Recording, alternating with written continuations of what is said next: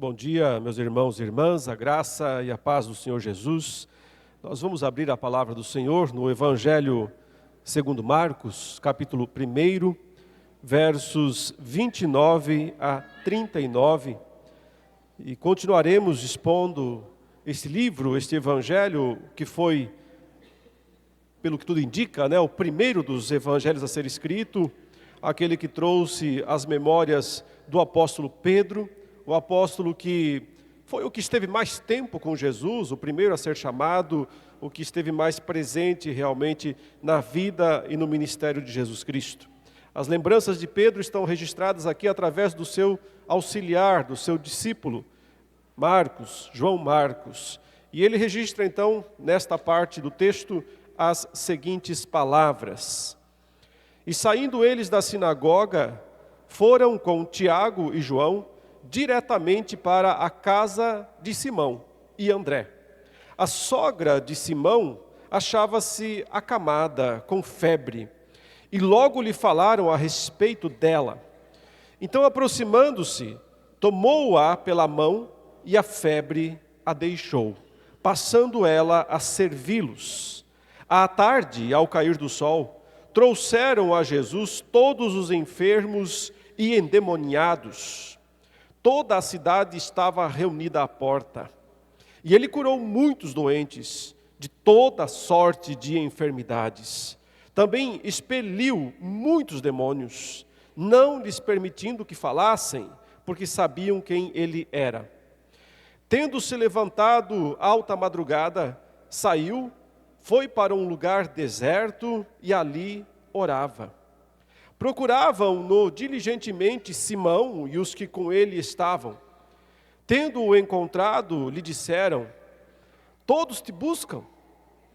Jesus, porém, lhes disse: vamos a outros lugares, às povoações vizinhas, a fim de que eu pregue também ali, pois para isso é que eu vim. Então foi por toda a Galileia, pregando nas sinagogas deles e expelindo os demônios. Até aí, meus irmãos e irmãs, a leitura da palavra do Senhor. Em Marcos, Jesus é mesmo esse rei conquistador, este ser divino que adentra as misérias humanas, adentra a escuridão, as trevas que cobrem este mundo e, de uma maneira absolutamente irresistível, ele vai vencendo todas as adversidades, todos os seus adversários. Como vimos, ele, neste evangelho, está sempre enfrentando demônios e expulsando demônios. Mas aqui também, nesta passagem, nós vemos que as doenças estavam na sua rota e ele também as enfrentou e as venceu. O texto é a continuação do anterior, onde ele pregou na sinagoga, foi a sua primeira pregação dentro de um ambiente judaico oficial, uma sinagoga, e ali nós vimos, um demônio, ou vários, vieram desafiá-lo. Possuindo um homem, ele entrou dentro da sinagoga e desafiou a Jesus, mas, claro, recebeu algumas pancadas. Nesse sentido, Jesus o expulsou e mostrou uma autoridade que não tinha sido vista até então, ao ponto que o texto diz ainda, nesse finalzinho do texto anterior, o verso 27, diz, todos se admiraram, a ponto de perguntarem entre si, que vem a ser isto, uma nova doutrina, com autoridade ele ordena aos espíritos imundos e eles lhe obedecem. E claro, a fama dele então ficou, como o texto diz no verso 28, então correu célere a fama de Jesus em todas as direções, por toda a circunvizinhança da Galileia. Mas ele sai da sinagoga, diz aí o verso 29, e vai para casa, talvez pensando em dar uma descansada, Dar uma descansada da trabalheira toda, ele vai até a casa de Simão. Aqui a gente percebe também que aqui nós temos mesmo as memórias de Pedro, Esse Simão é Pedro, Simão Pedro, porque Pedro está muito em destaque em todo esse momento. Então, certamente Marcos estava relatando as coisas que Pedro ensinava, sobre as coisas que Pedro tinha visto e ouvido a respeito de Jesus. E aqui nós temos essa informação de que Jesus vai primeiramente para a casa de Simão. Simão é casado, tem esposa, tem sogra, inclusive, ela está enferma aqui no texto. Aquele que muitos acham que foi o primeiro papa, né?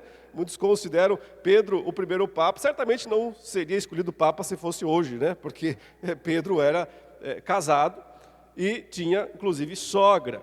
Claro que isso são informações lendárias, não há nenhuma relação direta entre Pedro e o papado, não há nenhuma relação direta entre Pedro e a instituição que mais tarde, pelo menos uns 3 séculos depois disso, se estabeleceria em Roma, né, como a chamada Igreja Católica Romana. Aqui é apenas Pedro, é o primeiro e recém-chamado discípulo de Jesus, e ele simplesmente levou Jesus para sua casa para ter um descanso.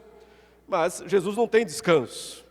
Ele chega lá e então cura a sogra de Pedro.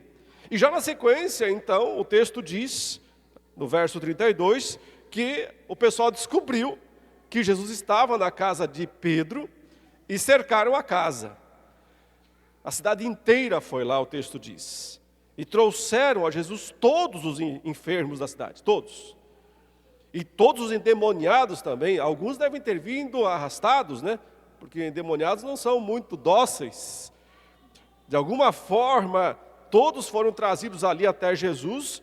E o texto diz simplesmente que Jesus curou e expulsou. Ou seja, ele é irresistível, o seu poder é absoluto. A sua palavra, ele não precisa fazer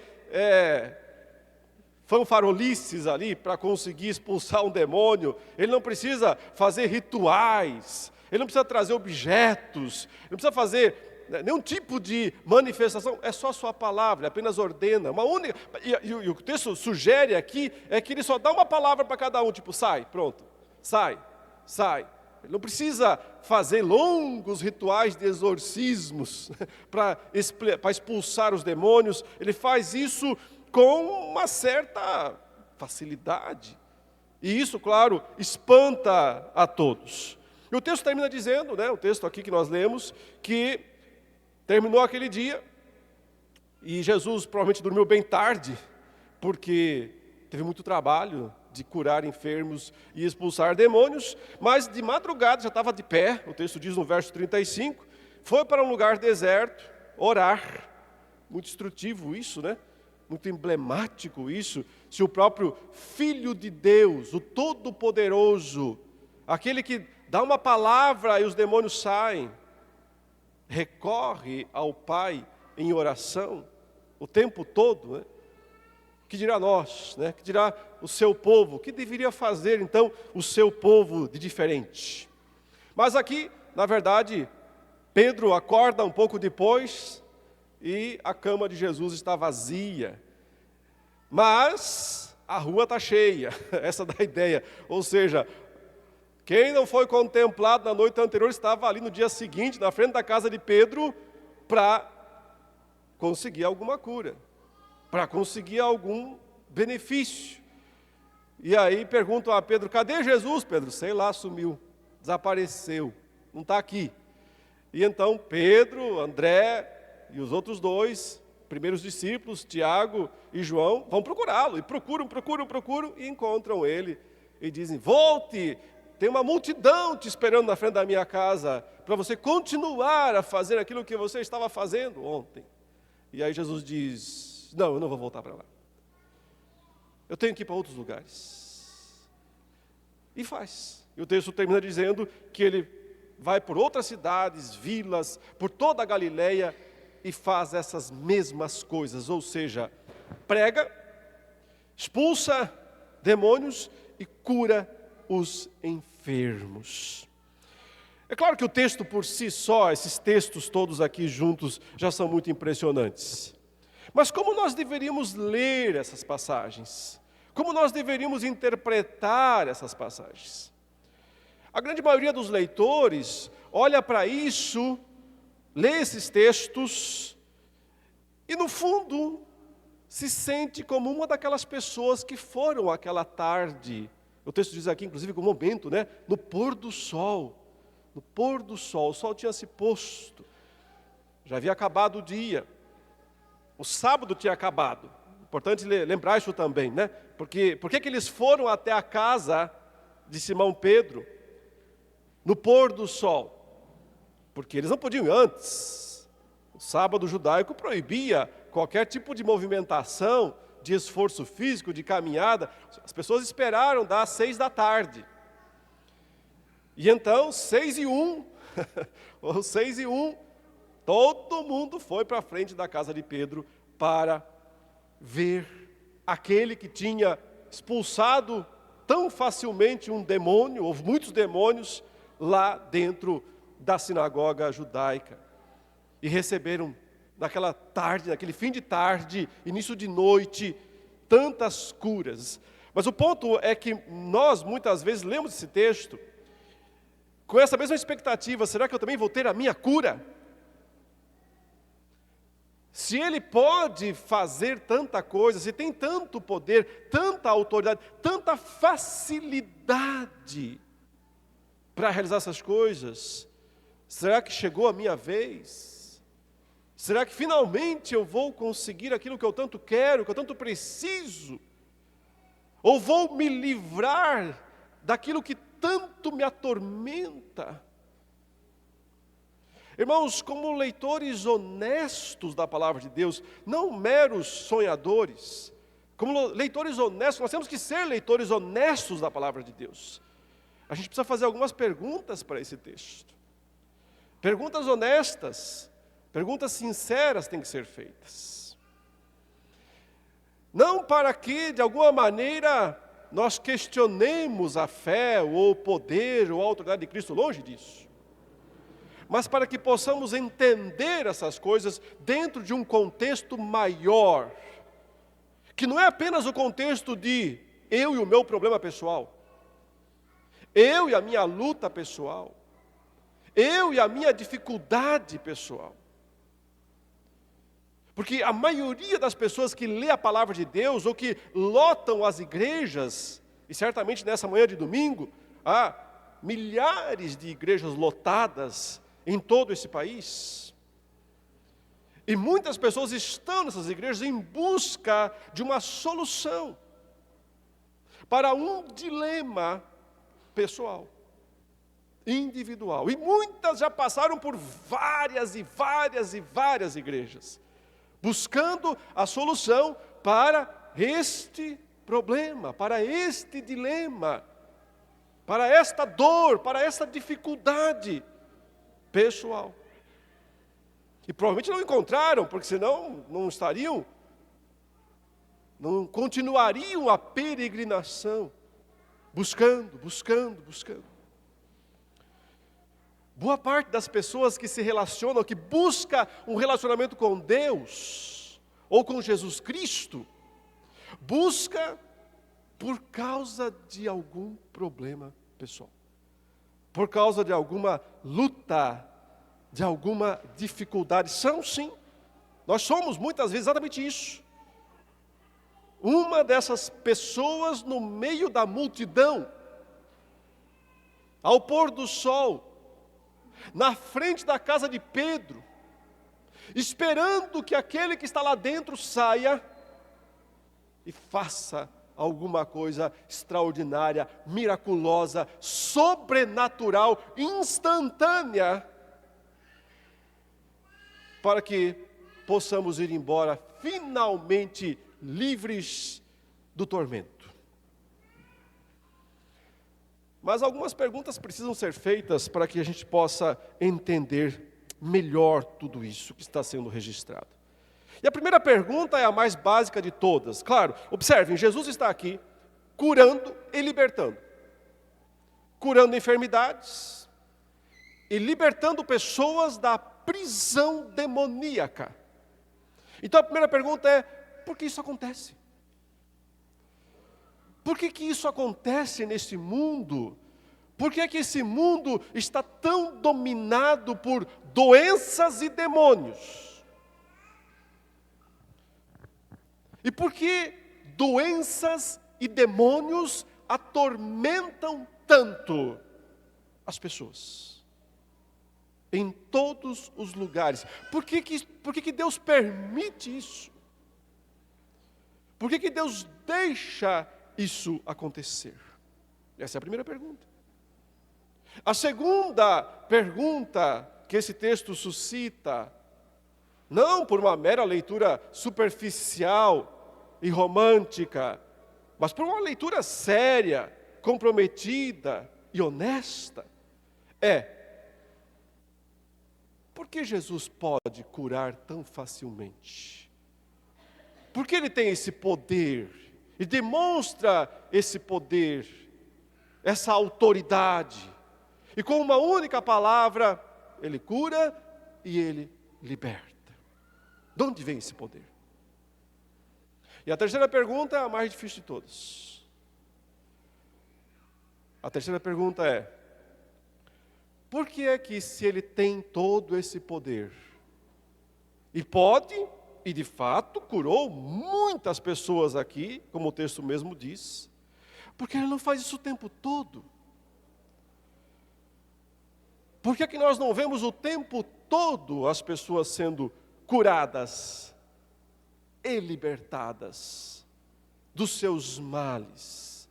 Por que é que às vezes Ele parece tão seletivo nas liberações de poder?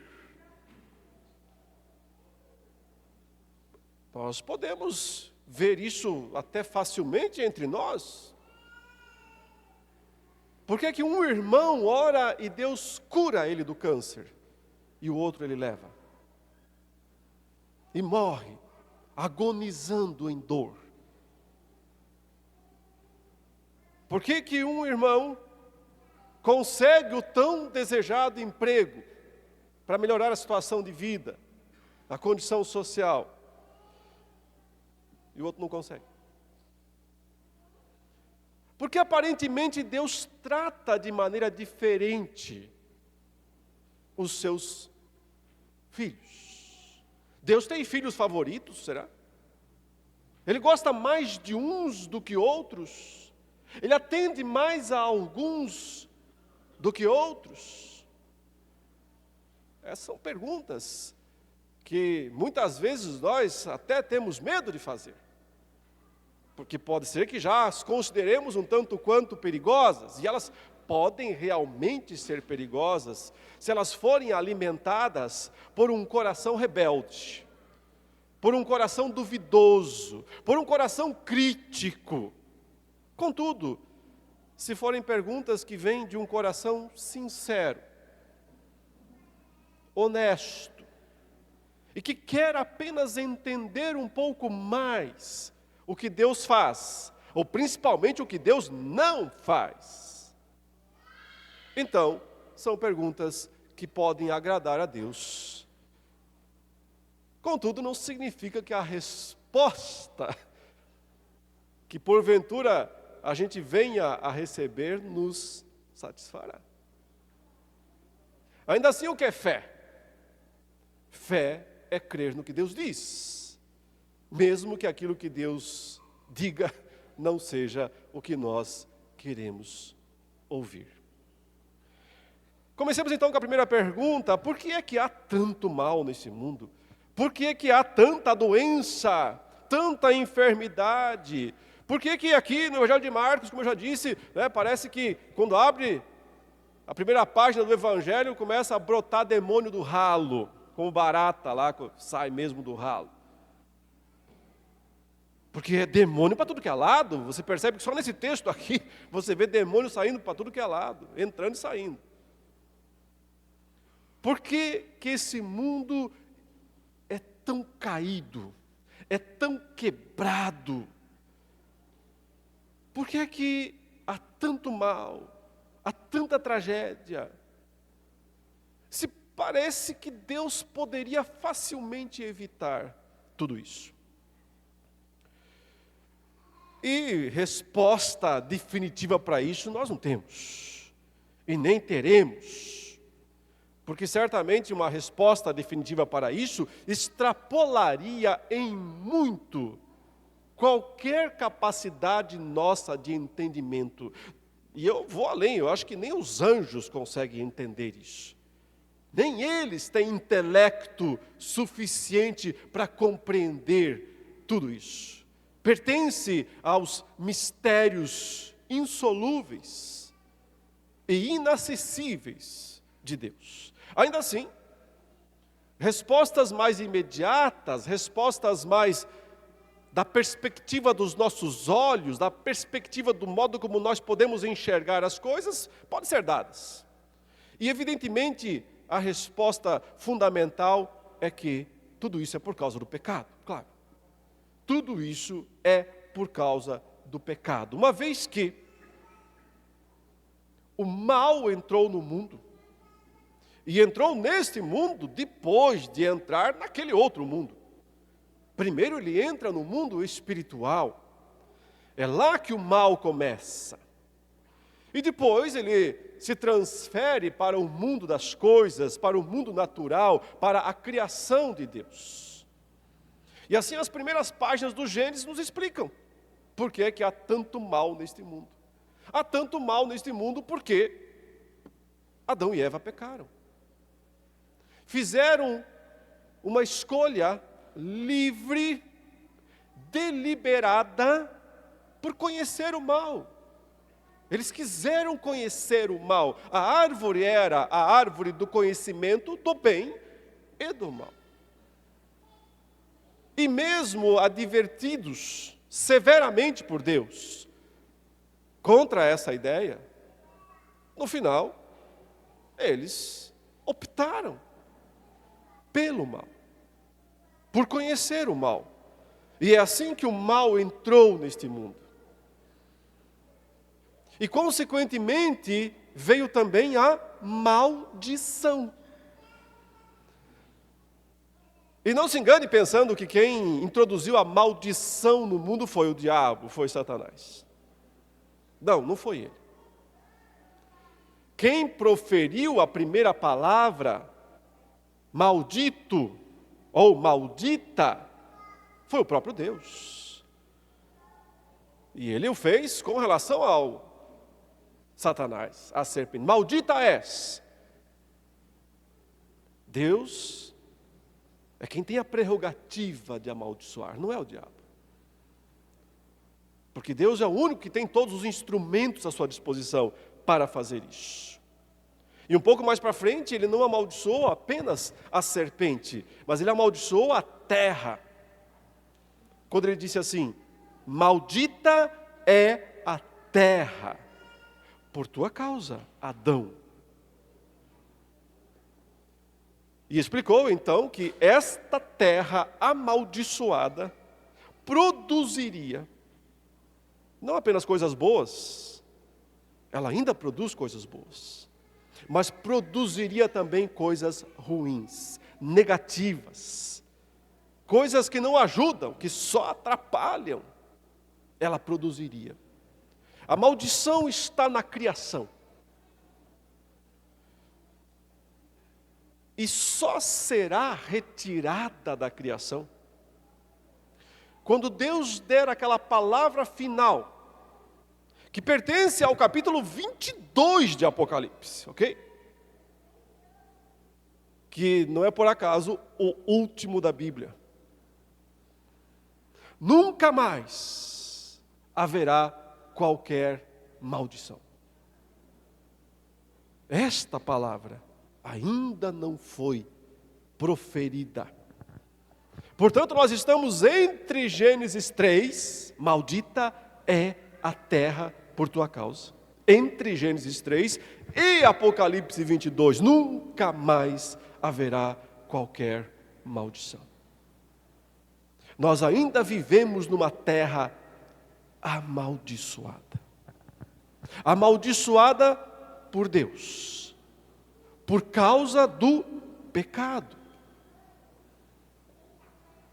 E isso explica, segundo a Escritura, a razão de todas as dores, de todas as doenças, de todas as enfermidades e do próprio domínio que os agentes de Satanás exercem sobre este mundo, sobre as pessoas.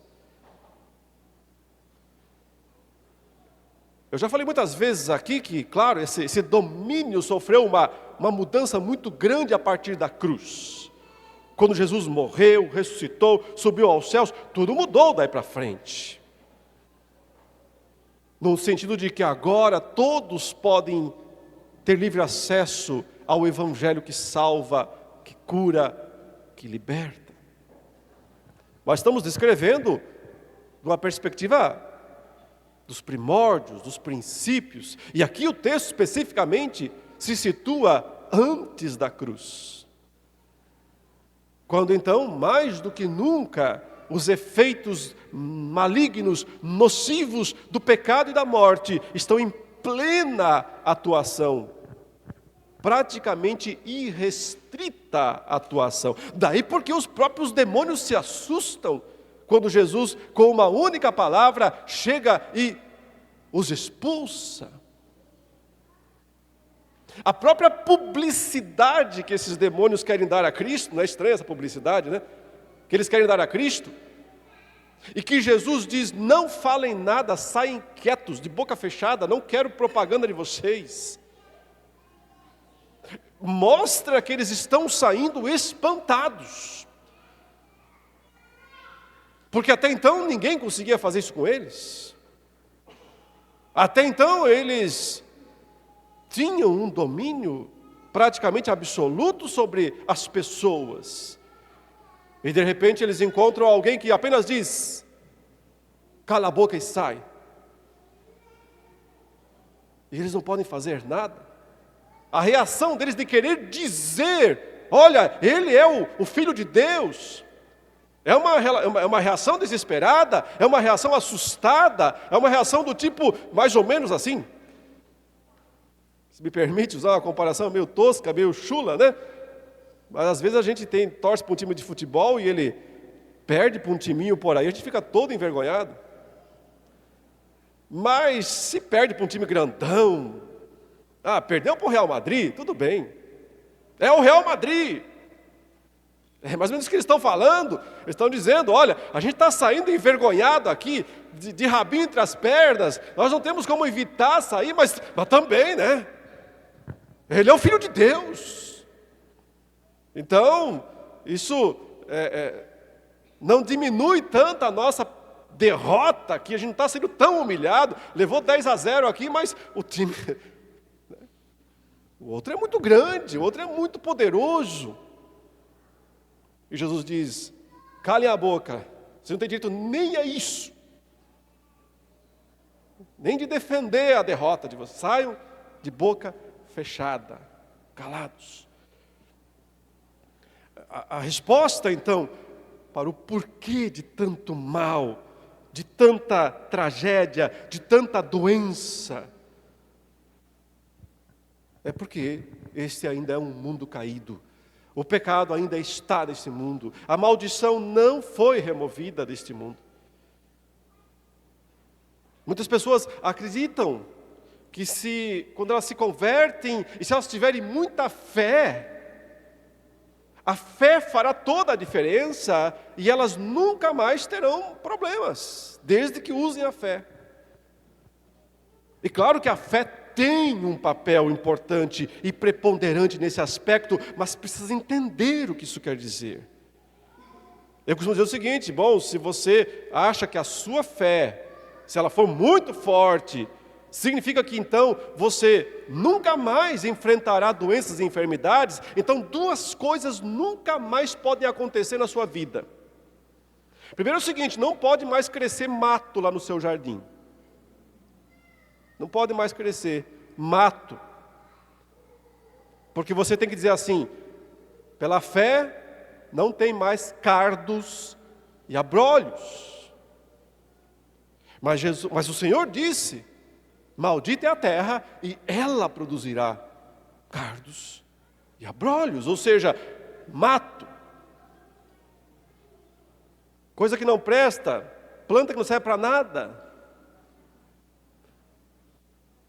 Então, quer dizer que se um crente tem um sítio, ele vai precisar plantar milho e só vai nascer milho, não precisa pôr adubo, não precisa pôr inseticida, não precisa fazer nada disso.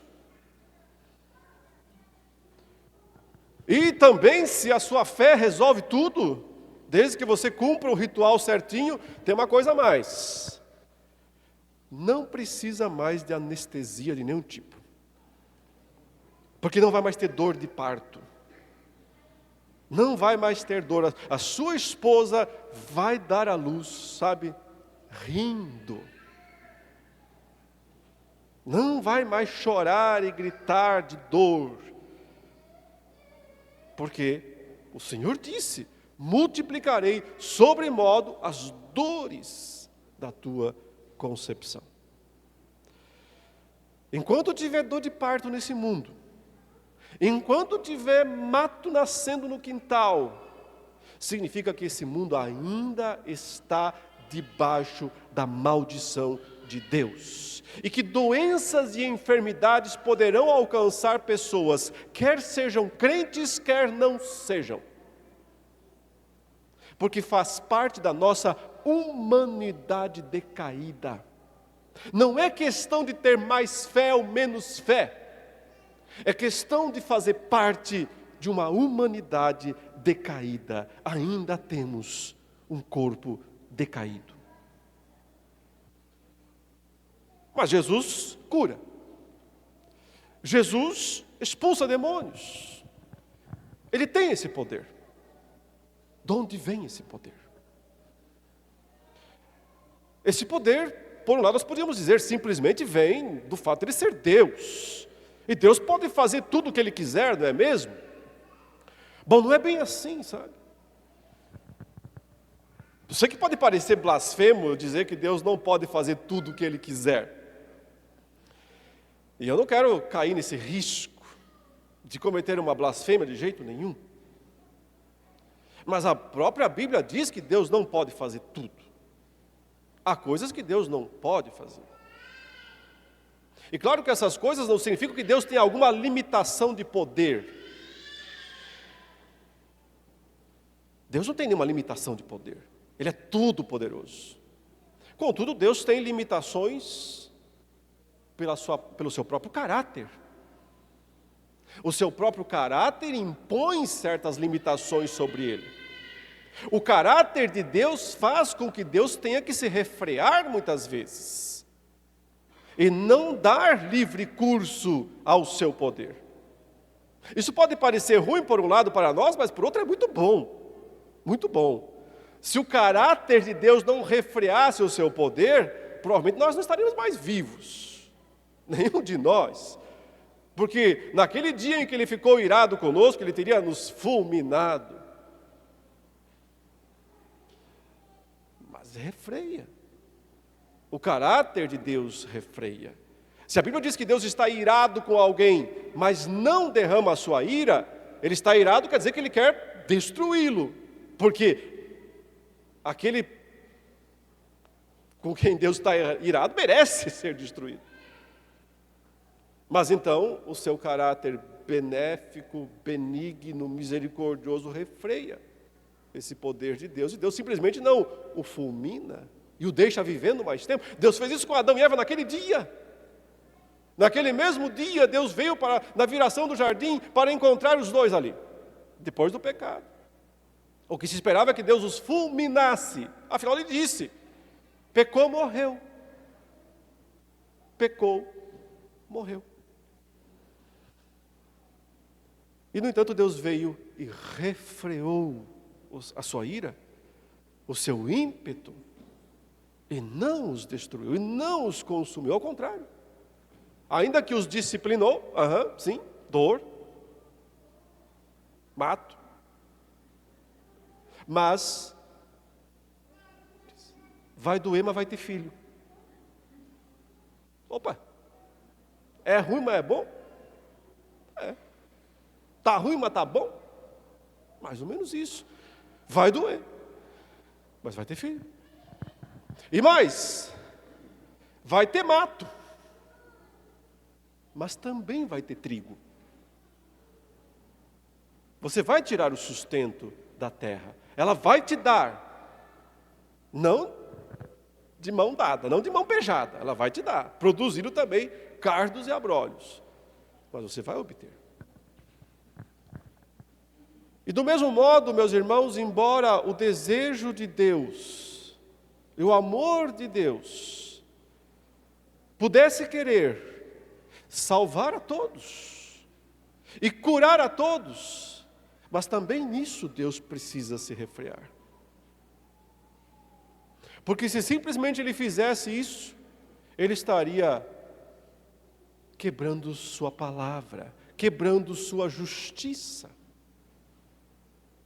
Então, por que Deus, de onde vem esse poder de Jesus, que Ele faz isso que até então ninguém fez, e faz isso de uma maneira que ninguém mais fará também, porque ninguém depois de Cristo exerceu tal poder e tal autoridade desta maneira sobre demônios e sobre doenças. Ele faz porque a palavra realmente é autoridade. Foi a palavra destacada no texto anterior, na sinagoga, quando o demônio foi lá desafiar Jesus e foi expulso, e todo mundo disse: opa, ele tem autoridade. A autoridade não é só um poder de dizer assim, abracadabra, e alguma coisa aparece do nada, não é isso. É muito mais do que isso. Não é só um puro poder, um mero poder, uma energia infinita. A autoridade também significa que o poder está debaixo de legitimidade. Que o poder está sendo exercido segundo as regras que o próprio Deus estabeleceu. E essas regras são justas, são claras, e são elas que garantem a estabilidade da criação de Deus. Do contrário, tudo viraria caos. Mas a pergunta mais difícil aqui, eu já disse, é realmente: e por que tão seletivo? E vejam que o próprio texto já sugere alguma seletividade. A primeira cura é de uma parente de um dos seus discípulos. O primeiro deles, o principal deles, o apóstolo Pedro. Na casa de Pedro, quando chega lá, a sua sogra está acamada, o texto diz, com febre. Mateus e Lucas complementam um pouco, e Lucas, por ser médico, complementa um pouquinho mais ainda essa história, né? Mateus diz que ela estava ardendo em febre. Ou seja, não era qualquer febrezinha, não era um resfriado. Essa febre aqui é uma doença mortal. Ainda mais para uma época sem antibióticos, sem anti-inflamatórios e sem nenhum tipo de remédio artificial, exceto aqueles que eles mesmos conseguiam usar por fins naturais. Lucas acrescenta dizendo que Jesus foi até o leito, se inclinou sobre ela, chegou muito perto, de uma maneira terna, ele pegou na mão dela e a levantou. Você percebe? É uma cura impressionante. Ele está mostrando aqui um carinho, um cuidado com essa senhorinha, que iria morrer de outra forma, né? De outra sorte, iria morrer. Ele se inclina sobre ela. E Lucas acrescenta também que ele não apenas a curou no sentido de a levantou, mas diz que ele repreendeu a febre. A expressão usada a repreender, que Lucas usa, é a usada para o que ele faz com as forças malignas, com as forças das trevas. Será que a doença causada, a febre causada ali na sogra de Pedro tinha origem demoníaca? Pode ser que sim. E isso não significaria, observe, que toda e qualquer doença tenha origem demoníaca. No sentido de que um demônio esteja ali causando pessoalmente aquela doença. Mas a Bíblia, por outro lado, ensina que algumas doenças são sim causadas por espíritos malignos. Não todas, mas algumas podem ser. Isso só reforça a ideia de que seja uma doença por questões naturais. Mas lembre que o natural aqui é por causa do pecado, por causa da maldição de Deus. Seja uma doença causada por alguma ação demoníaca, a facilidade de Cristo em curar é a mesma. Nenhuma das duas oferece resistência a Ele. Ele simplesmente cura. De uma maneira terna e pessoal, Ele se dedica a uma única pessoa. Mas então veio a multidão. O texto então descreve que ao cair do sol, aí, passou às 6 da tarde, acabou o sábado, a galera veio em peso.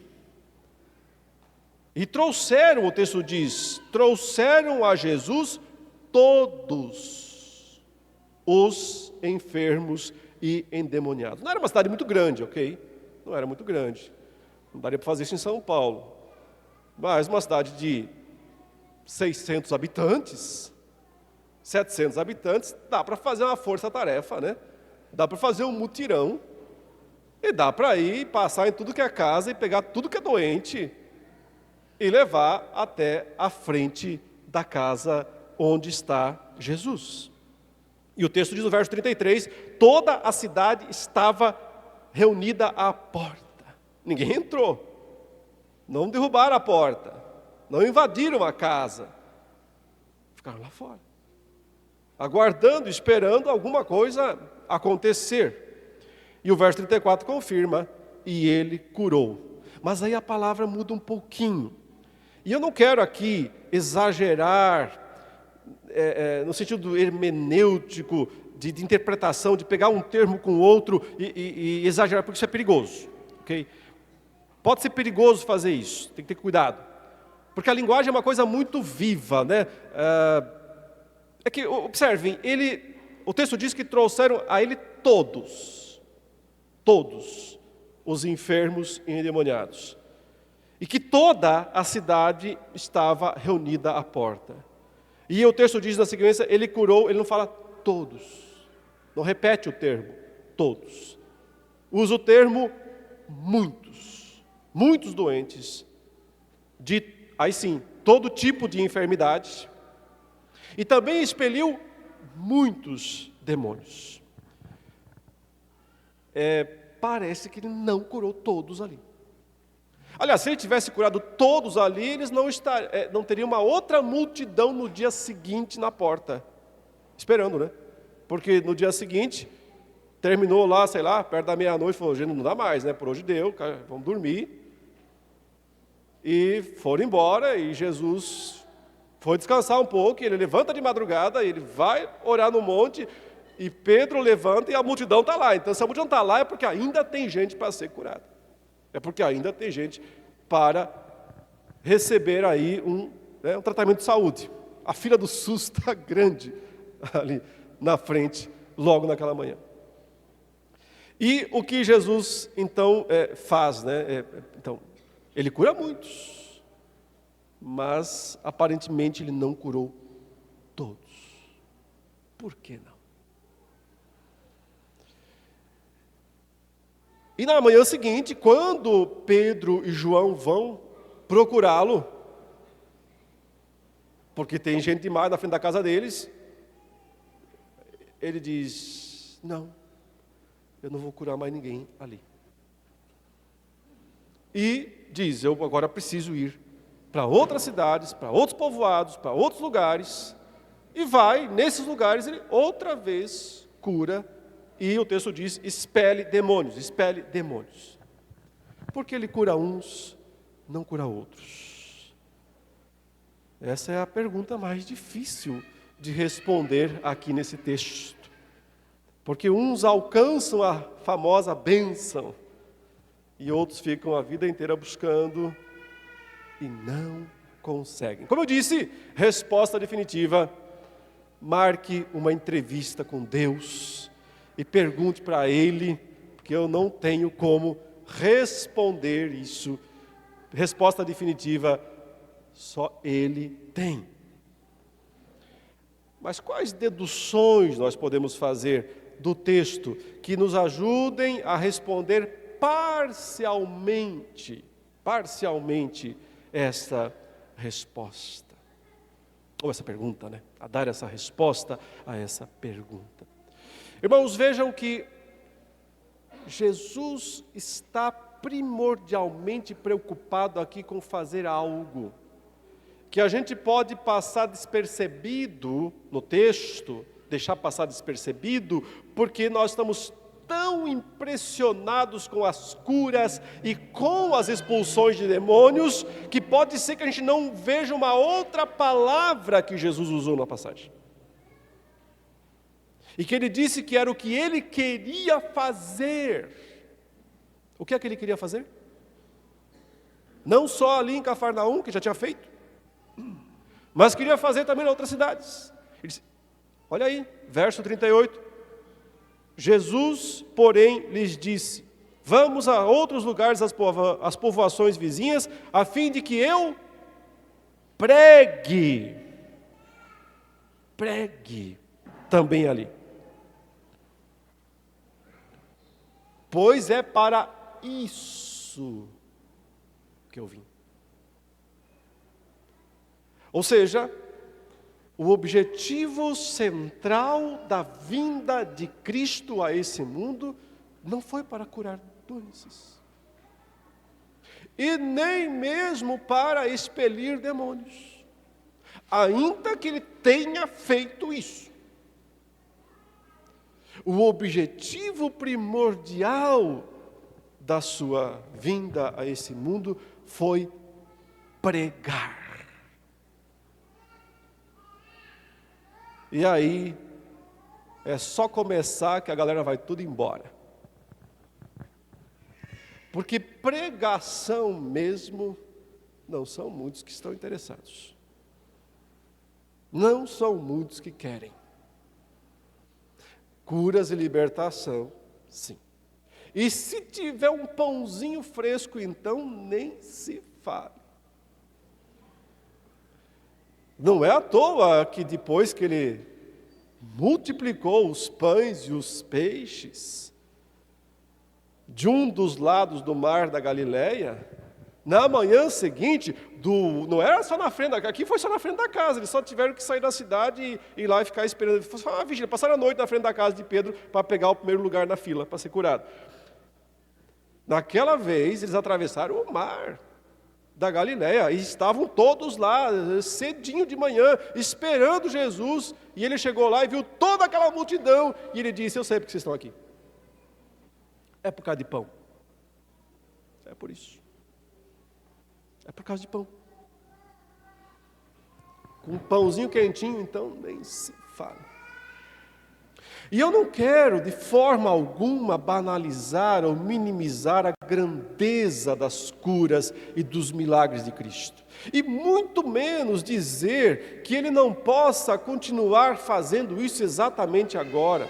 Eu não quero desanimar ninguém que tem alguma enfermidade ou que conhece alguém que está sendo atormentado por demônios, a não buscar a cura. Busque, ore.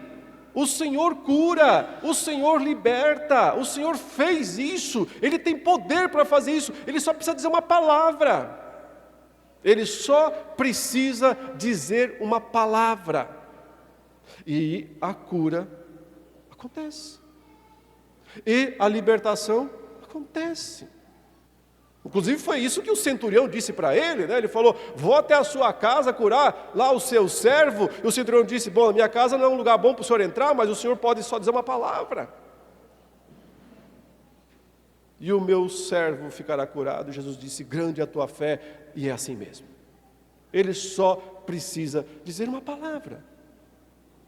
Então o objetivo aqui passa longe de querer tirar o anseio que alguém pode ter, que alguém que agora, nesse momento, está passando por uma enfermidade, está num leito de enfermidade, ou está enfrentando uma grande luta, clame ao Senhor, ore ao Senhor, peça por misericórdia, creia no poder de Deus, creia que Ele pode dizer uma única palavra e tudo pode acontecer.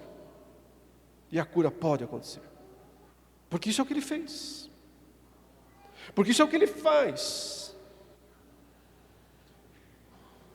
Mas ao mesmo tempo, nós precisamos entender que às vezes Ele não vai fazer. E que às vezes Ele vai fazer em outros lugares. Em outros lugares. E que Ele disse, aqui já fiz. E agora eu vou para outros lugares. Mas mais do que isso, acima de tudo isso, é entender que essa não é a missão principal dele, nunca foi. Sim, ele se condói do enfermo, sim, ele chora com o desesperado, sim, o seu coração é terno, mas o Senhor sabe que um caso de possessão demoníaca, por mais terrível que seja, que uma doença, a pior de todas, Ele sabe que estas manifestações más são só os sintomas da verdadeira doença. A verdadeira doença não é o câncer. O câncer é o sintoma. A verdadeira doença não é a possessão demoníaca, ela é só o sintoma. Ela é a febre. Olha aqui, febre era só o sintoma. Febre não é doença. Febre é só um sintoma. Existe uma doença muito pior. Existe uma doença realmente incurável. Essa quimioterapia não cura.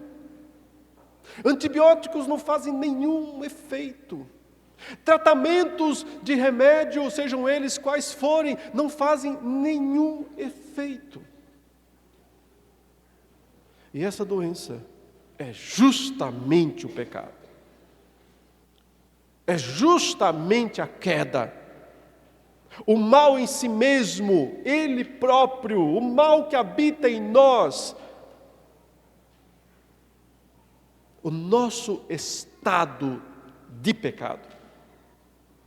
Não quero confundir isso outra vez, não quero que você entenda errado. Eu não estou falando de algum pecado que alguém cometa. A gente pensa assim, fulano cometeu aquele pecado e ficou doente por causa disso. Observem, pode ser que isso aconteça alguma vez, eu não estou negando isso também. Mas o que eu sei claramente pela Escritura é que, na maioria das vezes, uma doença não é resultado de um pecado. Aliás, não teve um cara que estava lá, paralítico, e os discípulos não perguntaram exatamente isso para Jesus? Quem pecou? Ele? Ou será que foram os pais dele? Para que ele nascesse assim? Ou ficasse assim, dessa forma. Ou seja, na mente dos discípulos, vejam, na mente dos discípulos, um pecado individual podia gerar alguma doença. Individual também. E ainda que Jesus não tenha dito que isso é impossível, ou seja, eventualmente isso pode acontecer, o fato é que ele disse, não é sempre assim. Nem ele pecou, nem os pais dele, ou seja, não é resultado de um pecado, mas é resultado do pecado. Entende? Qual é a diferença entre um pecado e o pecado? Um pecado é uma ação errada que eu e você cometemos pontualmente. Isso é um pecado. Não quer dizer que isso gere alguma doença. Ainda que às vezes possa acontecer. Mas o pecado quer dizer é o nosso estado de pecado. É o pecado que habita em nós. E consequentemente nos faz ser pecadores. E esta é a verdadeira doença, da qual todos os demais males que acontecem aos seres humanos são só sintomas. Jesus sabia que expulsando os demônios e curando aqueles enfermos, ele estava apenas tratando dos sintomas. Só que às vezes tem que tratar dos sintomas, mas não cura a doença. Porque é apenas um tratamento paliativo. A razão pela qual estão equivocados todos os cristãos que vão a todas as igrejas apenas para tentar encontrar uma cura qualquer. Já pensou que você vai ter que fazer isso a vida toda? Porque você é curado de uma doença hoje, mas amanhã, infelizmente, outra vai surgir. Todas aquelas pessoas que ao pôr do sol estiveram na frente da casa de Pedro e foram curadas por Jesus, ou foram agraciadas por terem sido libertadas de algum demônio, receberam um tratamento paliativo apenas, por maior que tenha sido. Porque naquele dia, Jesus não deu um corpo glorificado para cada uma daquelas pessoas, de maneira que elas recebessem um corpo glorificado e fossem embora dizendo: nunca mais haverá qualquer maldição, nunca mais adoecerei outra vez, nunca mais. Pode ser que uma daquelas pessoas no dia seguinte contraiu outra doença, outra enfermidade. Portanto, os milagres que Jesus realizou, as curas dos sintomas que ele fez, tinham uma única intenção, um único objetivo: apontar para o verdadeiro problema, o verdadeiro mal que precisa ser curado, e que esse sim, só ele e ninguém mais. Apenas ele e ninguém mais. É por isso que no amanhecer daquele dia, Jesus não quis ficar lá na casa de Pedro e foi ao monte orar.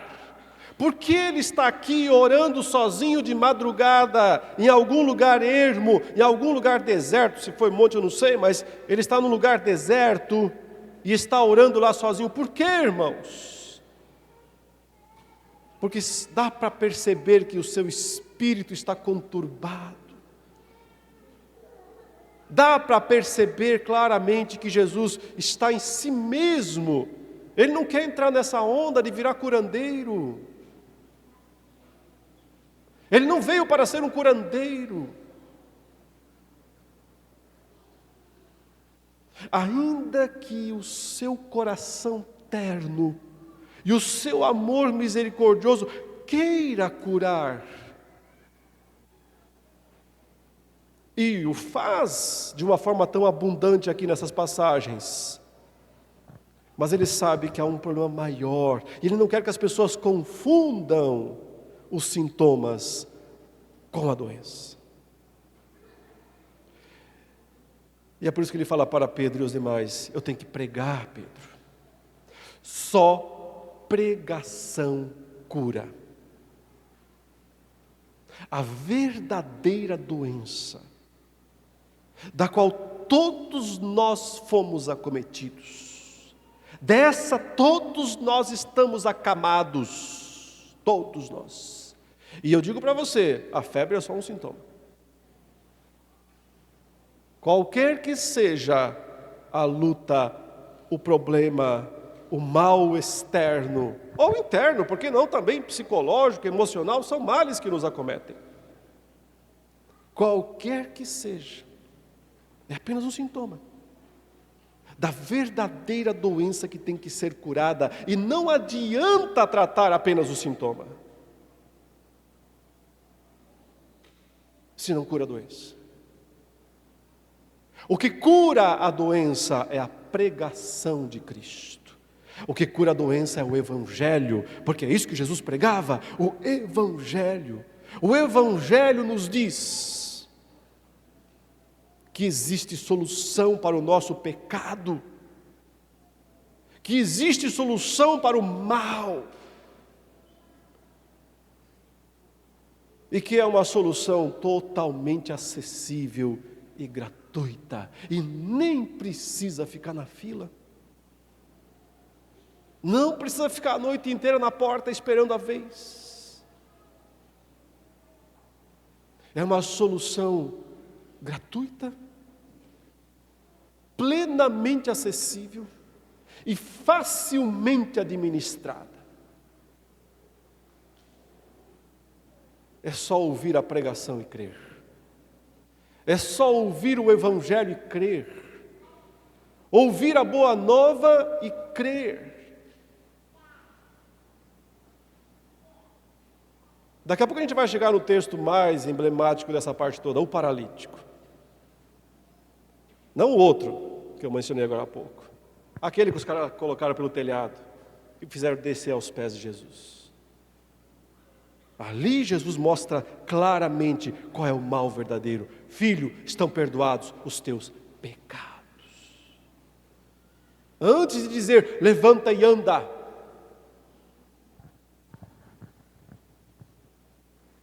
Os sintomas depois. Primeira doença. Primeiro o que realmente tem que ser feito. Os teus pecados estão perdoados. É isso que o Evangelho faz. O Evangelho perdoa os nossos pecados, nos livra da ira de Deus, nos livra da justiça de Deus, nos coloca em paz com Deus, nos coloca no céu, nos coloca no paraíso, e nos dará aquele corpo perfeito, que virá junto com a frase, nunca mais haverá qualquer maldição. É por isso que toda a nossa fé e toda a nossa esperança precisam estar no Evangelho de Jesus Cristo, na obra maior que Ele fez. Porque para Ele curar, dizer, era muito fácil. Sai, fica curado. Mas o que foi difícil para Ele fazer? Foi morrer na cruz. Isso foi difícil. Foi carregar nossos pecados no madeiro. Isso foi difícil. E isso Ele fez. E muito bem feito. De maneira que existe salvação, existe cura para a verdadeira doença que nos coloca de cama. É uma cura gratuita, simples e acessível.